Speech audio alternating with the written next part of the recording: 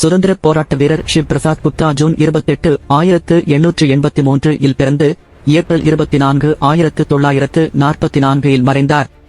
இவர் இந்திய சுதந்திர போராட்டத்தின் முக்கிய தலைவராகவும் புரவலராகவும் இருந்தார்.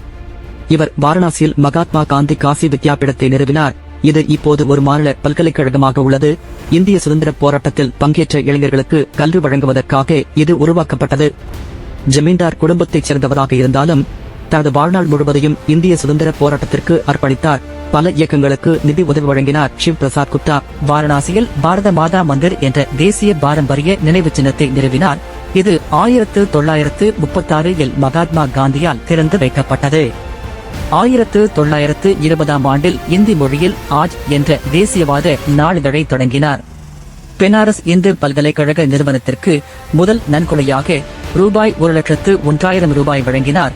மேலும் மதன் மோகன் மாலவியாவின் தலைமையில் நிதி திரட்ட உதவினார்.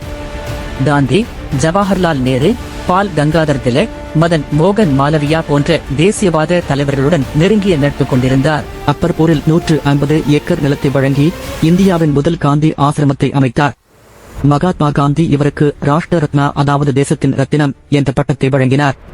இவரது பங்களிப்புகளை அங்கீகரிக்கும் விதமாக இந்திய அஞ்சல் துறை அவரது நினைவாக தபால் தலை வெளியிட்டது.